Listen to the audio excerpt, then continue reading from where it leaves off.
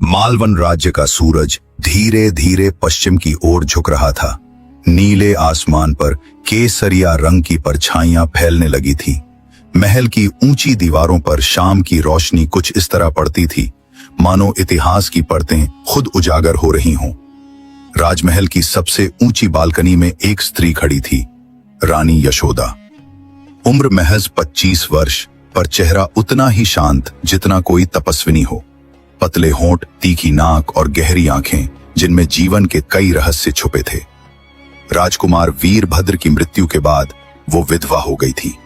राज्य की बागडोर अब बड़े मंत्रियों और सलाहकारों के हाथ में थी, पर जनता अब भी यशोदा को मालवन की मां कहकर पुकारती थी।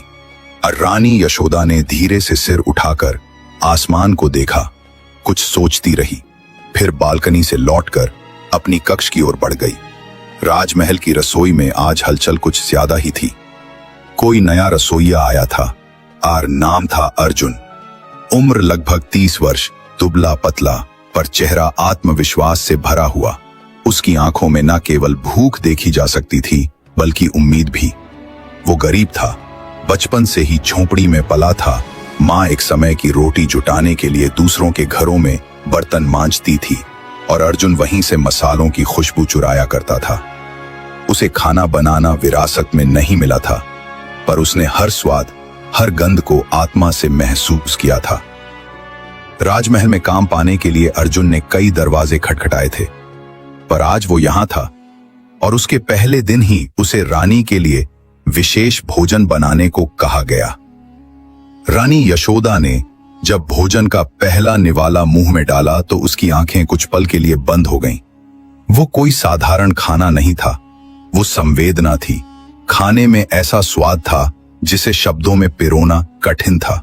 मानो बचपन की स्मृतियां, माँ के हाथ की रोटियां और गांव की सरसों का साग एक ही थाली में मिलकर आ गया हो। किसने बनाया है ये भोजन? रानी ने पूछा। मंत्री ने कहा, एक नया रसोइया आया है, नाम अर्जुन है। गरीब है, पर कहता है कि खाना बनाना उसकी पूजा है। रानी ने बस इतना कहा, कल वही भोजन बनाएगा।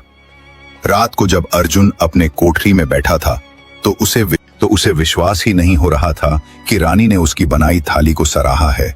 वो सोचता रहा, क्या कोई राजमहल में रहने वाली रानी सच में एक गरीब रसोइये के स्वाद को पहचान सकती है?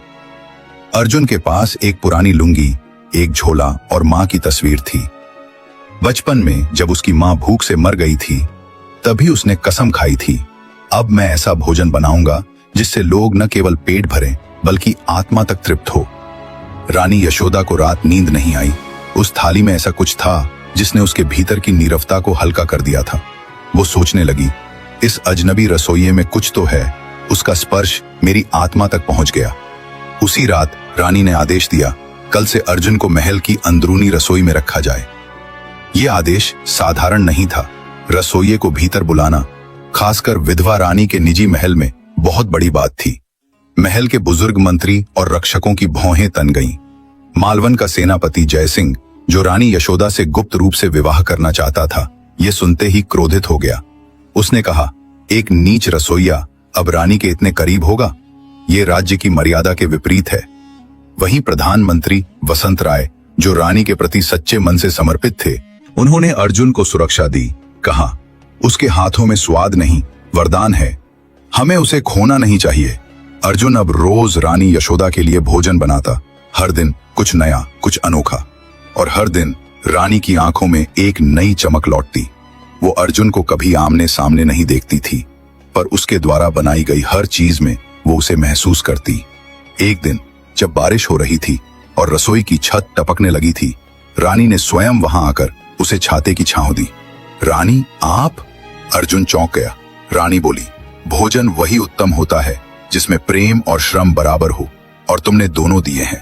अर्जुन की आंखें भर आईं। रानी और अर्जुन अब तक एक दूसरे को समझने लगे थे। समाज की दीवारें, ऊंच नीच, जाति पाति, सब जैसे धुंधलाने लगे थे। पर जयसिंह अब चुप नहीं, एक षड्यंत्र रचा। एक जहर भरी थाली तैयार करवाई जिसे रानी के नाम से अर्जुन को दी जानी थी। योजना थी रानी को मारकर अर्जुन को दोषी ठहराना। अर्जुन ने दूध का प्याला ध्यान से देखा, फिर खुद ही एक छोटा घूंट लिया और उसका चेहरा एक पल को कांपा, पर उसने कुछ नहीं कहा। जहर। वो धीरे से बुदबुदाया, पर फेंका नहीं। उसने वहीं बैठकर वैसा ही नया दूध तैयार किया और जहरीले दूध को अपने पास रख लिया। जब रानी के सेवक थाली लेने आए, अर्जुन ने अपना नया बनाया दूध दिया। साफ, शुद्ध, सुरक्षित, पर जहरीला प्याला वो खुद लेकर अपने कमरे चला गया और लिखा एक पत्र रानी यशोदा के नाम। मालकिन, आपने मुझे केवल एक रसोइया नहीं, इंसान समझा। इस महल में मेरी रोटियों से ज्यादा मेरी आत्मा को पहचाना गया। आज किसी ने आपकी जान लेने की साजिश की है। मैंने वह जहर पी लिया है जो आपके लिए था।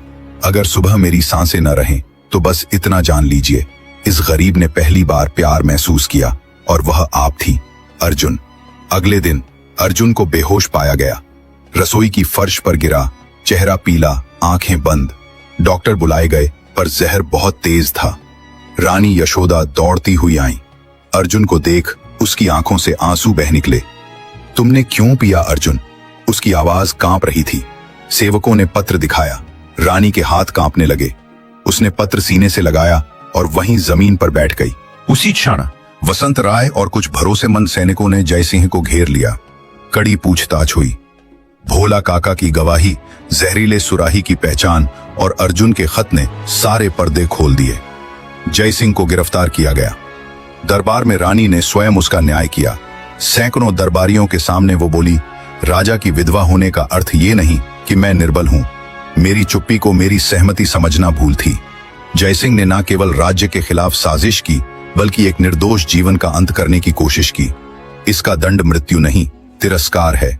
इसे कैद में रखा जाए, जनता के बीच काम कराए जाएं, ताकि ये समझे सत्ता सेवा होती है, स्वार्थ नहीं।